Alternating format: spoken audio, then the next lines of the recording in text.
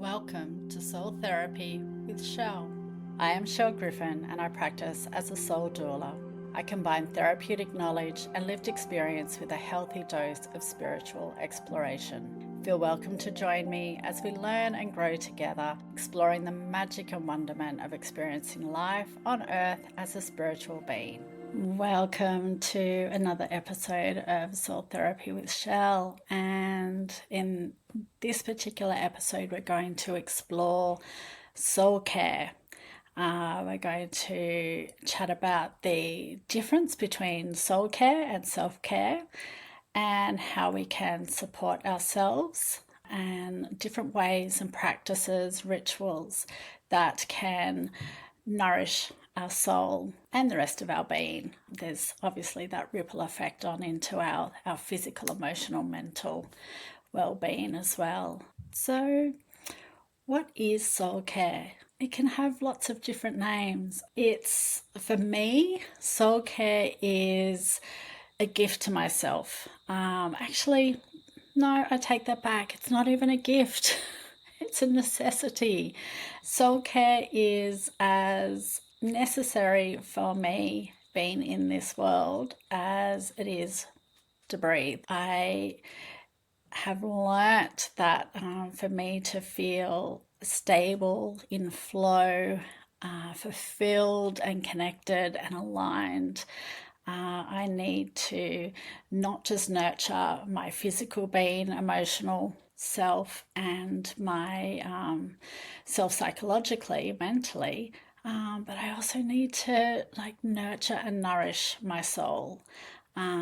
So my higher self, my alignment with my higher self, and that particularly in the last few years has become a higher priority in really going within and doing the work, doing the shadow work. You will hear me bang on about different, I guess, buzzwords, but I will repeat myself often because I know in my learning sometimes I miss the lesson that's being presented to me, and it has to happen a few times for me to awaken and recognize that I have something that needs to land, and it's not the right time until I actually wake up and recognize and go, hang on, this is a lesson for me. And then I can break that free from that layer of myself and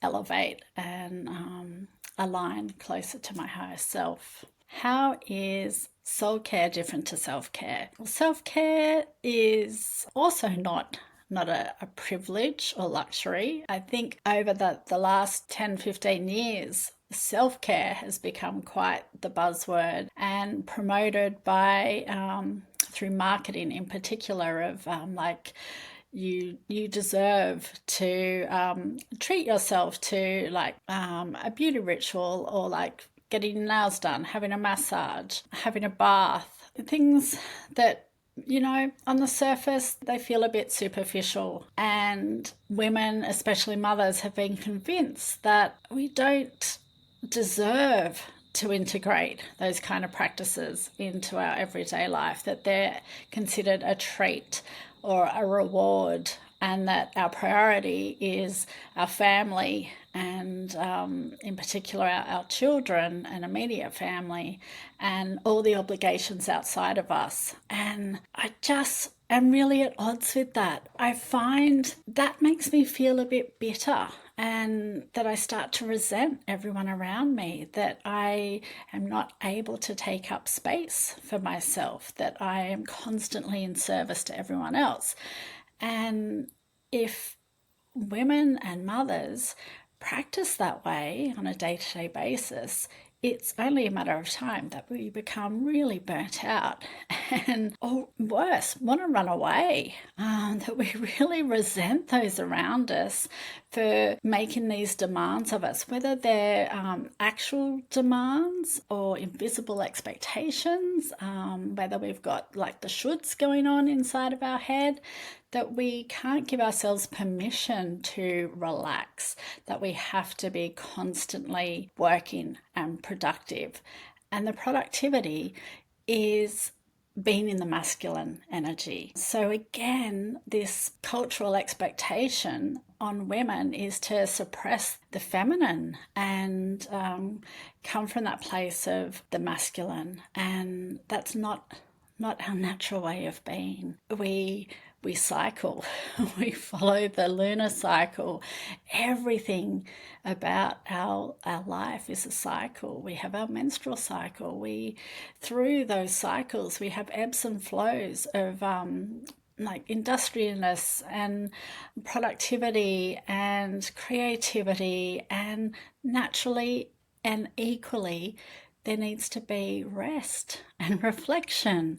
And that's something you will hear a lot from me, that equilibrium between the two, that for every part of our life that is productive, there needs to be that restoration, rejuvenation, nurturing and nourishing within. So coming back to self-care, that's essential ways of keeping ourselves healthy, balanced, stable, and that can be through ways of, resting and having a bath, a quiet bath, lighting candles, supporting ourselves. That's not superficial self-care. That's just being kind to our body, throwing magnesium in, doing some dry brushing beforehand, and just allowing ourselves to really immerse ourselves in the water. Like, that's one of the critical elements to our well-being. We are 70% made up of water. So just stepping down into a bath and submerging into that water and just cleansing our body will also cleanse every other part of our being, as will eating a balanced diet, getting exercise, being out in the elements, being in nature, listening to the bird song or the whisper between the trees and the wildlife, and being on a beach, hearing waves crashing or rivers flowing over rocks, just finding that presence that really settles our nervous system and supports our well-being. Soul care is doing all of that, but for within. And how can we support ourselves in soul care? For me, I've learnt through my practice working with the archangels, is I've got an angelic practice and I've got my light practice, which could also be referred as my soul care practice. I have a ritual every morning and every night of doing angelic and divine protection around myself and my family and my home. I also tune in to my higher self, my spirit guides, my ancestors who are no longer with us, my past loved ones, the ascending masters, beings from other galaxies, and my spirit team, my divine protection team. And I tune in, and not just when I'm unsure of something, I tune in morning and night. Show me what my highest priority is today. What's my next step in aligning with my higher self? And, we will get messages if we slow down and be really present in that moment and have a consistent practice. The messages will start to come in. I've been getting a message of, you've got to clean your bedroom. I'm like, I don't want to clean my bedroom. It feels like a bit of a chore. But I started doing little by little, day by day, just clearing away this decluttering, and I can feel inside my head there's a decluttering happening there. I'm feeling lighter. I'm enjoying the space of my bedroom. I'm not walking into it every time feeling a sense of overwhelm that, I've got to tackle this. This is an onerous chore. Now I walk in, I'm like, oh my God, it's so cozy. I love seeing my bed all made and neat and my pillows fluffed and the space on the floor and things feeling neater and tidy, because that's reflected in my inner world as well. That starts to feel neat and tidy. And that's where clarity and creativity can come in, because we're creating space, not just literally by cleaning our bedroom or our pantry or laundry or whatever. We're clearing out the clutter, we're clearing out what no longer serves us. That is soul care. It's also sitting in stillness, being comfortable to sit in stillness and connect with our higher self. Daydreaming is like a phenomenal practice. It's free, it's simple, there's no rules. We can sit there and daydream until the cows come home. It's just such a magical experience. And in that practice, light bulb moments happen, aha moments, where we have these epiphanies of realization that, oh my gosh, I really want to do that. Oh, I am feeling really drawn to learn more about that. Just really allowing that space to be with ourselves with no expectations, no need for an outcome, no desire for anything than just the pure joy of being on our own and nurturing ourselves in our inner world, because our inner world can be as magical as we want it. And if we have a clear and connected and aligned inner world, we reflect that in our outer world, and vice versa. It's a cycle. It's a never-ending cycle. So I really invite you to think of ways. When I was offered this, I sat down and just listed everything that lights me up from the inside, everything that brings me joy, gives me a sense of calm, a sense of peace, feels really grounding, really uplifting. And I just sat down and filled pages of activities, experiences, you name it, just anything that, from reading a book to watching a movie to walking on the beach barefoot to swimming in the pool with my kids to diving under a wave, that first dive under a wave. When you consciously choose to do and experience one of those options on your soul care list, you really feel present to it. I remember like my first swim at the beach for the summer and just consciously waiting for the right wave to come along and then diving under, and I could feel those the Schweppes effervescence ads and the bubbles, and they just explode. It was that sensation. It was like I was aware of every bubble, every air pocket beneath that wave, connected to my body. Just this tingling ripple from head to toe, all through my body, just diving through that wave. And it didn't cost a cent, it didn't cost anything more than my time and effort to be there. And what an absolute joy and thrill it was. And I crave that. I need that. If I have that in my life and I experience more of that, then I'm much more productive and present in other aspects of my life. My kids get a better version of me. My partner gets a much more calmer and settled version of me. I am much more connected to myself and therefore connected and available to others. And I notice that initially I was invited just to choose one or two things off my list each day for about 15 minutes.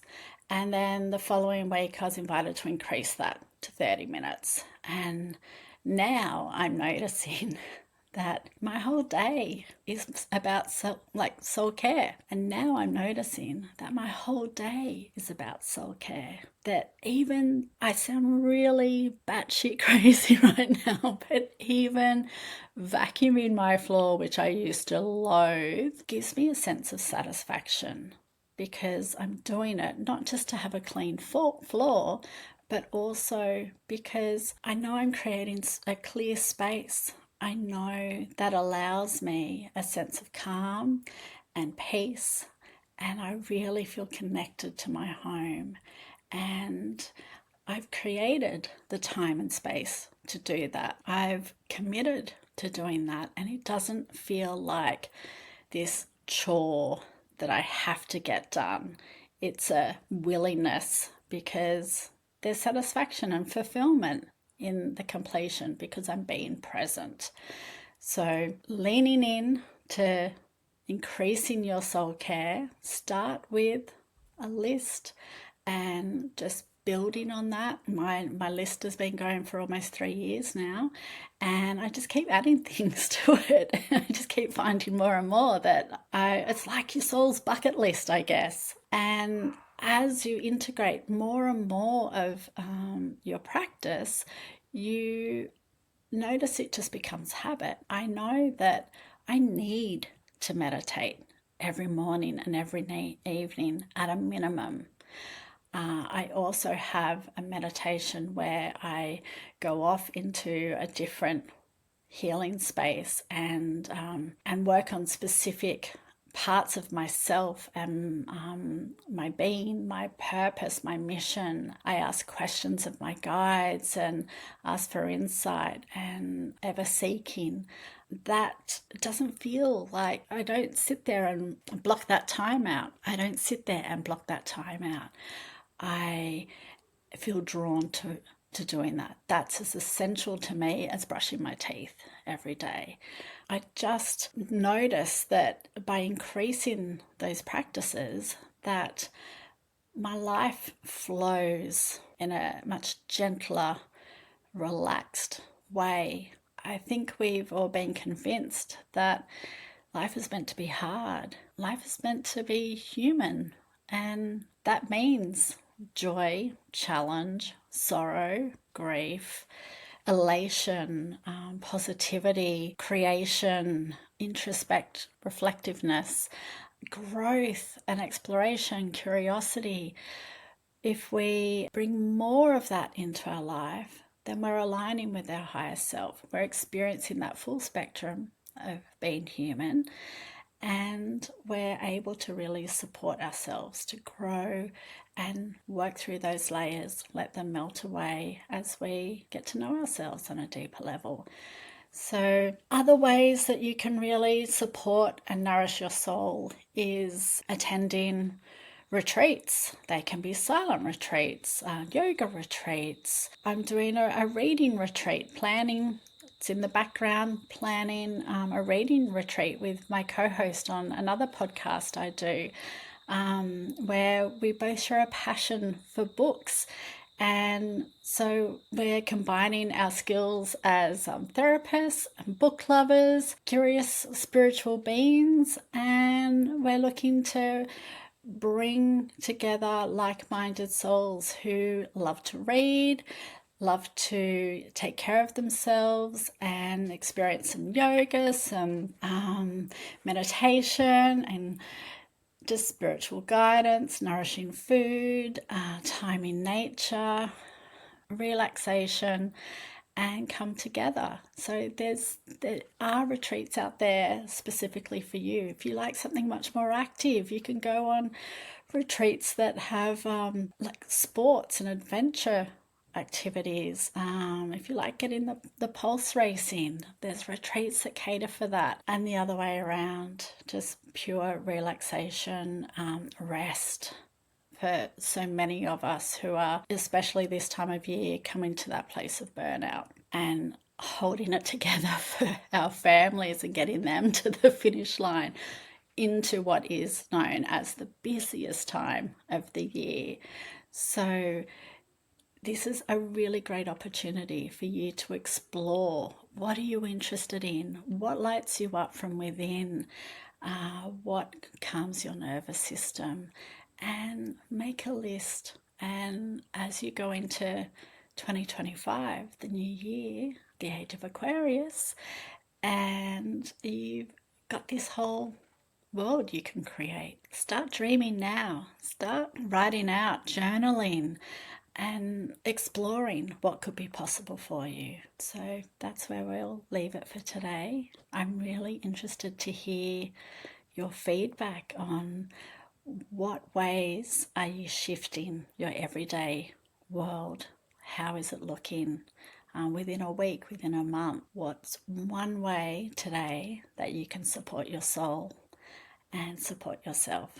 Because if your soul is in alignment, if your body and emotions and psychologically in alignment and stable, then you can be a better version of yourself for everyone around you, and they can enjoy you more, you can enjoy yourself more. So go gently and be kind to yourself, and big cuddles. Thank you for showing up for yourself by listening to Soul Therapy with Chelle. Feel welcome to subscribe to my podcast, share the pod with your friends, family, colleagues and neighbours, and please, if you are willing, I would absolutely love a 5-star review to give my little pod a boost in the algorithms. For further detail on how to work with me, please visit my website www.chellegriffin.com or find me on the socials. I hope you'll join me on my next episode. Till then, go gently and intentionally. With care, Chelle.